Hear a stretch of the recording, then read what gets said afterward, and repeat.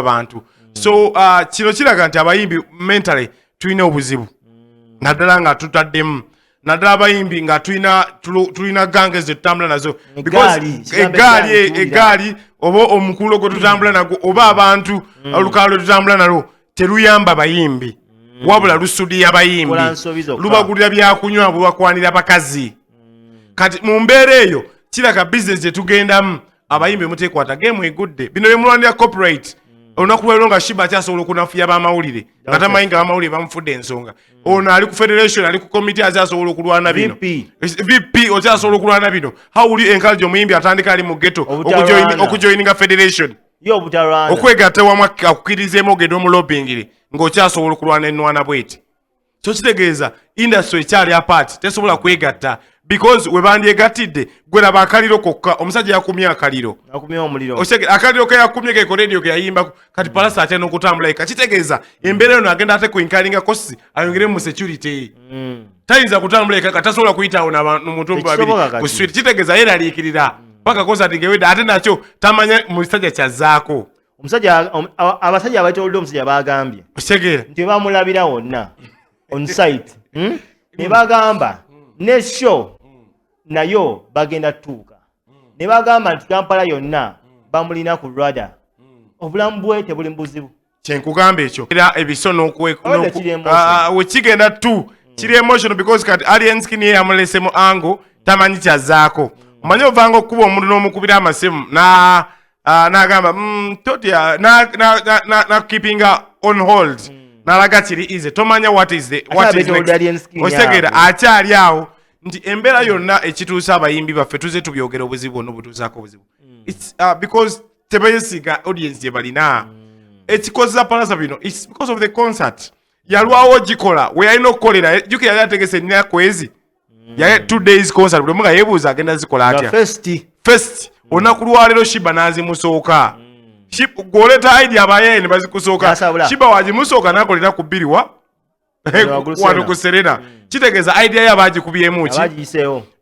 abantu baali tebanakola festival kenzo n'agibasooka wa ekololo kitegeeza ideas ojja ozireeta nga abantu bazigrabinga bazikusooka waliwo ogetinga frustrated mu business kati Pallaso nti yeetaaga okutuula obuzibu alina nti buli obanga gwe manager gwe kamala byonna gwe yeetegerera business weegaaniraawo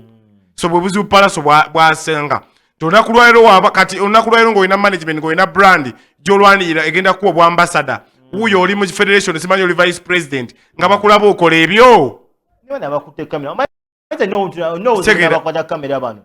baabo banguye batya anti abakwata kamera banguye because baavudde waggulu nga beesika kati kye batayagadde ndowooza wola bakubazikiza wanti batayagadde kukwata kiripe ng'amukuba because waliwo n'akayogero ke bazze boogera amaloboozi amalala agazzeeko agatambulatambula nga mugamba biki mwana atonzole okitegeera amaloboozi gabadde wangu respect because yes we need respect but first respect yourself if Pallaso okoze music n'ofuna following olina image gy'ozimbye kabaka akwogeddeko okitegeera waliwo ebintu by'olowoozaamu n'ogamba because problem wano olina influence ya mwenge akola rehearsals ng'anywa kati kyova olaba amaanyi abawuli omuntu ali not under any drug or under any alcohol tasobola kukola Pallaso kye yakoze ng'alina kyatunulidde alina image atunulidde ya concert ejja alina atunulira bantu kibengenda okuinvitinga abagenda okugula emmeeza nga balaba Pallaso okola ebyo kitegeeza you have VIP people b'okoledde music ne bamwagala you have people olina reputation gy'ofunye wa kabaka okitegeera kati olunaku lwaleero wozimba image bweti oba oyiye oba weeteebye okitegeera so kitegeeza abayimbi baffe tebakyasobola genda ku big billboards n'endorsements ozifuna because basse brand ne image bo ng'abantu kuba kati kyekikulwanya amidisi yo concert ebulako week emu because that is next week on Friday ng'ogyeko week eno it's the did day ne did day nyini ne activations mufo kyokola activations oyite mu butale oyite wakiseka oyite mu owino ofune abantu ate oli mukulwana Rupi mpwida nye mbozi zino kawempe mama fina amulaiko ku live ekiro yadde kuside yemu nga akonde migamanya family ngalaga Chameleon ne Pallaso Chameleon azalwana oba yabadde example eri Pallaso ne yabadde ku live ya TikTok family yonna ezekuba engumi in fact bantu bangi Bad Black ayate yafudde namugamba amukube embalabe ezo Pallaso nti alien skin anonye gali akwe Pallaso embalabe ezo zamunyiga osegera nti wotunulira It's not about being side alien skinned banayuganda bomuntu yenna atulaba ku TV nti naye tutunulire enough is onakulwairo President Museveni abantu bamuvuma netolaba nga muntu gwa exchange nze one on one mukulembeze waliwo otukana ogamba ndi vice president wa Uganda Musician Federation eyagala okulobinga osegera kabaka nkutteko nfukamidde eri ayibeene level ndala nnyo okulwana alien skin ataliwooza nti agenderako ne kabaka kuba yayimba bibye so kitegeeza ayina audience gyasise bano gye babadde beetaaga kyova olaba naye yayitiddwa akole drop because toyinza kumuyita kola drop nga tumanyi kiddako kuba yaliko mu bizinesi eno neera bonna nze njagala okuwulira abayimbi bonna abadde beebuuza nti tusiza tutya alien skin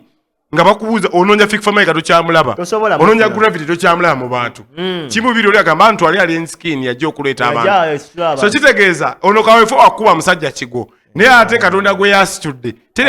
teriyinza mulo kati wano mwongeddemu wamaanyi ate good or bad is publicity. Rupi,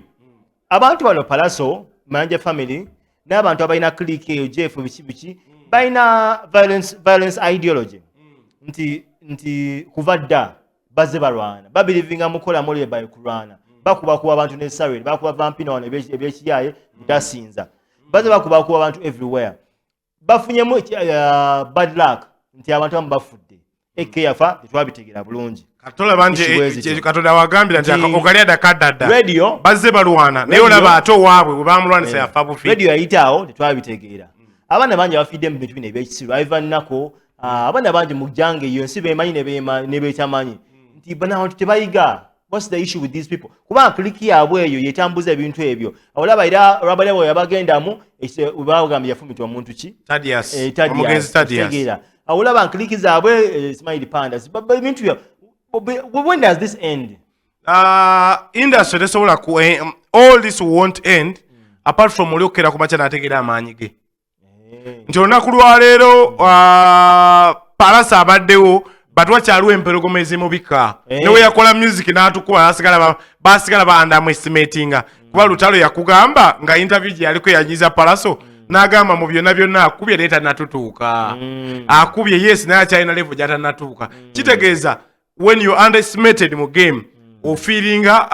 nti tonnatuuka no feeling cheated no feeling nti waliwo abakunyooma amaanyi go disrespected so mu mbeera eno byonna bikyayongera okubaawo lwa nsonga nti omugaati gwe tulwanira abawagizi be bamanyi omutuufu ayina omukomo ekikomo ate ekikomo bakitolaga ki by attending those shows olunaku lwaliwo Pallaso yakola ne Nobody Events kati mwavu yakola country tour back to back mwavu uye kyenjo gamba tubere ne gang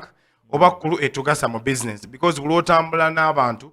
tufuna abantu abatugattako tuleme kufuna abantu b'abakyala batufunira sigala kutweta abakyala ku bantu betutuma ba manager nga tutume because funa manager nga akusinga authority nesse mu business gye tulimu so kitegeeza tufune nnyo abantu abatugattako kabe muntu ng'omutumba kyakulya if that person advises you nti why mbadde ndowooza Arthur gyogenda okukola kyamu you can still olowooza emirundi ebiri nga tonakola kintu so embeera gye tulimu abayimbi tutunulire nnyo image yaffe ng'ovudde mu kuyimba ba Moses Matova abantu bakyabawo ebitiibwa abafire bongo lutabafa balina ebitiibwa nti bayatula n'ate tebasikamigwa nnyo n'abantu so kitegeeza ki ndi twewe ekitiibwa gye tugenda okufuna ekitiibwa Pallaso kyalina emyaka 2 oba 10 ng'okyatongoza ng'okyayimba nga muganda we gyayimbidde naye w'otandikira wano olugendo bwe ruti kiyinza obutaki so naye nze nsaba bakusonyiwe bannayuganda muwagire ennaku z'omwezi weekend ejja nga 9 egenda kuba Heroes Day ku cricket over mumuwagire bambi ajja kusanyuka ate ajja kukaaba ate ajja beebaza nze mbasuubiza ajja beebaza ajja kusanyuka ate kiyinza n'okuba ekyenjawulo nga alien skin alabika ku stage ye erugogo nayimba kitegeeza togetherness ne brotherhood egenda unity egenda okuba awamu kigenda balaga nti abasajja bakenyiza olwomutumira ku buli abaddeko Raja Police of Manager Eric Dexam Chusa ne team mwebali kubanga kwemeni mwebali kubeerawo ne mulemezaamu si byangu thank you so much Tasha then one beautiful Justin okuva emukono naye abataddeko angambye kwali badde ku ali ku Star Times angambye kwali bulungi nnyo kuva emitundu enkono designer ava Walatif Fashions yali akolera n'abanga kikwasagana so bampita Rupi King of Vanessa RP Promotion ne Blood wange manager amuge okuva ku Barista Coffee School and Cafe na Lukolongo thank you so much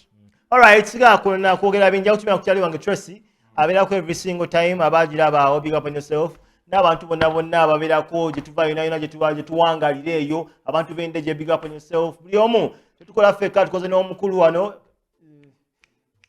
Kazibwede n'omuwayo abaddeyo of course as usual suspect control me nayo omukulu Michael Wagane abaddeyo straight away Karim abaddeyo the entire team nayo weeri big up on yourself kyekimu olunaku lwankya ejja tukuba Ugandan content yekka so be there make it a point to run with us. One last word for you, the energy you give out is the energy you get. So, buli ky'oteeka ebweru ky'ogenda okuzza. Kyekimu, Katonda akuume.